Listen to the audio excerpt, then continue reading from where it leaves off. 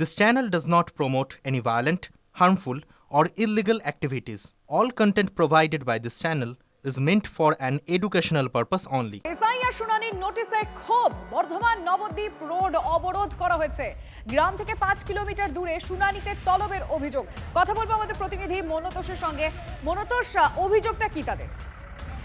দেখো, যারা গ্রামবাসী রয়েছে তাদের যেটা মূলত অভিযোগ যে শুনানি কেন্দ্র অনেক দূরে এবং তাদের যেটা দাবি যে সর্বাধিক 5 কিলোমিটারের মধ্যে তাদের শুনানি কেন্দ্র করতে হবে, কারণ একই গ্রামের প্রচুর মানুষ তারা নোটিশ পেয়েছেন এসআইআর শুনানি কেন্দ্রে। এবং তারা যেটা অভিযোগ করছেন যে তাদের বাড়ি থেকে প্রায় 15 থেকে 20 কিলোমিটার দূরে পর্যন্ত তাদের ভিডিও অফিসে যেতে হচ্ছে, তাদের সেখানে গিয়ে শুনানিতে অংশগ্রহণ করতে হচ্ছে। সেক্ষেত্রে সারাটা দিন তাদের নষ্ট হচ্ছে এই শুনানি কেন্দ্রে যাওয়ার জন্য। এবং তারা এই অভিযোগ করে তারা বর্ধমান নবদ্বীপ রোড তারা অবরোধ করেন। রাজ্য সড়ক তারা গাছের গুঁড়ি ফেলে আগুন জ্বালিয়ে তারা অবরোধ করেন এবং 5 কিলোমিটারের মধ্যে করতে হবে শুনানি কেন্দ্র, এটাই তাদের মূলত অভিযোগ। এবং এই অভিযোগের ইয়ে করে তারা কিন্তু আজকে নবদ্বীপ অবরোধ করে। ধন্যবাদ মনোতোষ। এখন আমাদের এখানকার জনতা চেয়েছে যে আমাদের হিয়ারিংটা 5 কিলোমিটারের মধ্যে হোক। আমাদের এখানে থেকে 30 কিলোমিটার বিডিও অফিস, হ্যাঁ, আমাদের তো যাতায়াতের অসুবিধা, তার জন্য ওরা যাতে 5 কিলোমিটারের মধ্যে হয় তার জন্য ওরা এই আন্দোলনটা করে। দাবি ছিল যে পঞ্চায়েতে করুক কিংবা অন্য ব্যবস্থা কীভাবে মানুষগুলো যাবে তার ব্যবস্থা করতে হবে। আর বৈধ ভোটার একটাও বাদ গেলে হবে না। এই যে নির্বাচন কমিশনার বলে পাঠাচ্ছে যে একজনের 6-7টা করে বাবা, তা কোথা থেকে তথ্য বলে সেই তথ্য সামনে আনতে হবে। এই ফর্মে লিখে দিলেই হবে না যে 6টা বাবা, আমার 6টা বাবা প্রমাণ কী আছে, সেই তথ্য কোথা থেকে পেল নির্বাচন কমিশনার, সেটাকে সামনে নিয়ে আসতে হবে।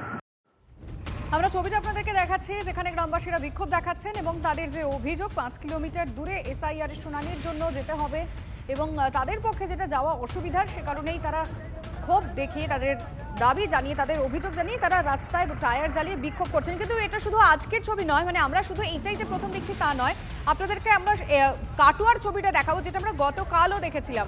তাই দুটো ছবি একসঙ্গে রাখার চেষ্টা করব। একদিকে বর্ধমানের ছবি দেখছেন এবং আরেকদিকে কাটোয়ার ছবি দেখছেন, যেখানে দাবিটা কিন্তু একই, মানে এসআইআর এর শুনানির জন্য বেশ খানিকটা দূরে যেতে হবে।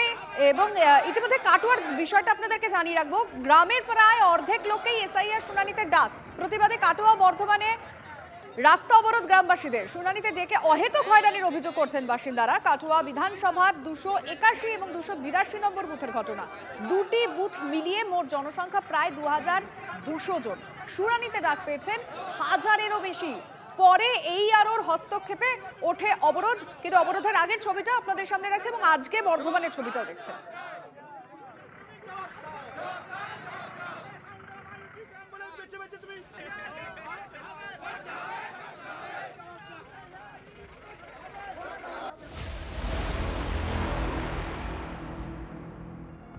এসআইআর এর শুনানিতে ডাক পড়ল টুটু বসু ও সৃঞ্জয় বসুর। 19শে জানুয়ারি শুনানিতে ডাকা হয়েছে টুটু বসুর পরিবারকে। 2002 তালিকায় নাম নেই টুটু বসু ও তাঁর ছেলে।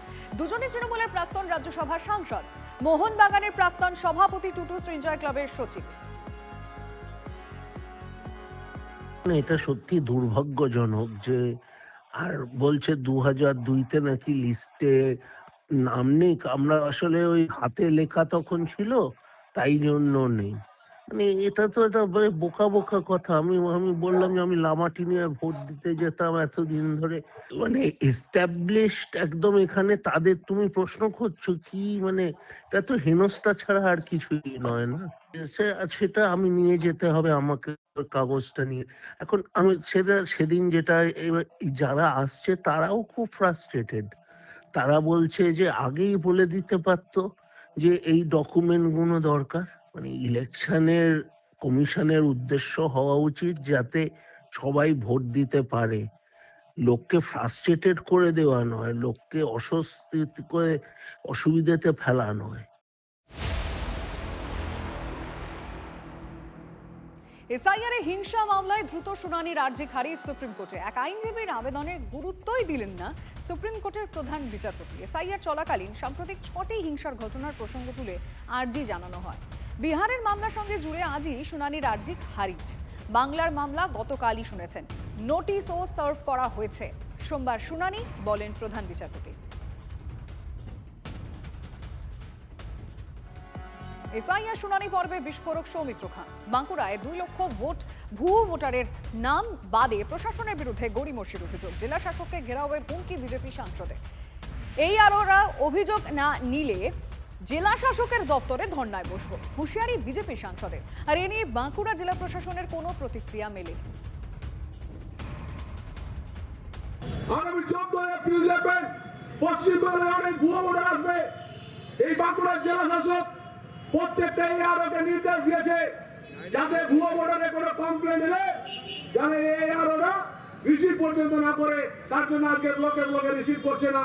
আমি জেলা শাসককে বলতে চাই, আগামীকাল যদি রিসিভ না হয় আমরা এখানে আমরণ অনশন করবো এবং আমরণ ধর্ণা করবো। আপনাকে জেলা অফিস থেকে বের হতে দেবো না, এটা আপনাকে বলে রাখি। ভুয়ো ভোটারের একটা পরিকল্পনা হয়েছে 1,35,000 উপরে বিষ্ণুপুর লোকসভায় এবং বাঁকুড়া জেলায় 50,000 উপরে ভুয়ো ভোটার আছে, যারা হয় বাংলাদেশ থেকে এসছে অথবা ভোটারের নাম নেই। আমরা সেটার তথ্য আমরা জমা করার চেষ্টা করছি, কিন্তু জেলা শাসক সেটা বন্ধ রাখার চেষ্টা করছে। জেলা শাসকের নির্দেশে কোনো AERO কোনো মতেই কোনো অফিস খোলা রাখেনি। নির্বাচন কমিশনার তো হিসেবে তো বন্ধ নয়, তিনি কেন বন্ধ রেখেছেন? এবং তিনি মৌখিকভাবে ফলস ভোটারদের নামগুলো যেগুলো আছে সেগুলো বাদ দেওয়ার চিন্তা ভাবনা করছেন না। আমরা সেটার বিরুদ্ধে বলছি। একটু পাগলে পড়লাম। ও কি করে জানলো যে ভুয়ো ভোট? ও কি ইলেকশন কমিশনের কেউ আছে নাকি? আবল তাবল বকলে হবে? আবল তাবল বকলে হবে? ভোটার যাতে নাম বাদ না যায় সেটা আমরা বলেছি। ও ভোটার থাকলে, মৃত ভোটার থাকলে তো অটোমেটিক বাদ যাবে। ওকে চিৎকার করতে হবে কেন? প্রধানমন্ত্রীর কাছে বস, এখানে বসে লাভ নেই। প্রধানমন্ত্রীর দপ্তরের কাছে বসতে বলুন, কিংবা ইলেকশন কমিশনের কাছে বলুন দিল্লিতে বসতে।